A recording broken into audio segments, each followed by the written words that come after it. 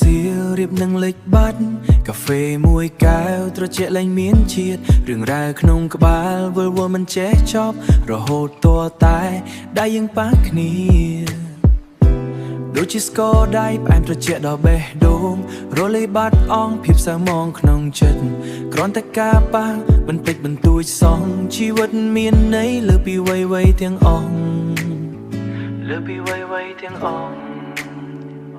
ស្គរដៃអូនផ្អែមជាងស្គរសវណ្ណនិមិត្តក៏ក្តៅដល់ចិត្តក្នុងពេលដែលឯកា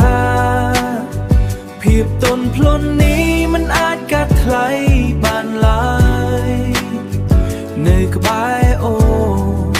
អ្វីក៏ល្អដែរស្នាមញញឹមអូនដូចជាពន្លឺថ្ងៃរាំងបំភ្លឺគ្រប់ជ្រុងនៃបន្ទប់ដែលស្ងាត់ជ្រងំក្តីស្រឡាញ់នេះមិនមែនត្រឹមពាក្យសម្ដី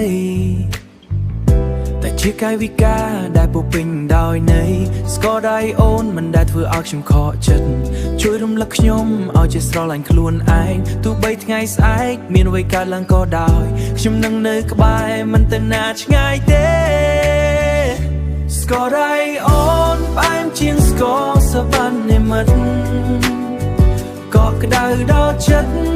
ក្នុងពេលដែលឯកាភាពទន់ភ្លន់នេះមិនអាចកាត់ថ្លៃបានឡើយនៅក្បែរអូអ្វីក៏ល្អដែរពេលខ្លាំងភាពស្ងាត់ក៏គ្រប់គ្រាន់មិនបាច់និយាយឲ្យច្រើននាំហត់គ្រាន់តែមានដៃអូនក្នុងកណ្ដាប់ដៃខ្ញុំដូចមានភពលោកទាំងមូលក្នុងដៃស្គរដៃអូនផ្អែមជាងស្គរសវណ្ណនិមិត្តក៏ក្តៅដល់ចិត្តក្នុងពេលដែលឯកាភាពទន់ភ្លន់នេះមិនអាចកាត់ថ្លៃបានឡើយនៅក្បែរអូនអ្វីក៏ល្អផ្អែមល្ហែមណាស់លាហើយភាពសោះកក្រង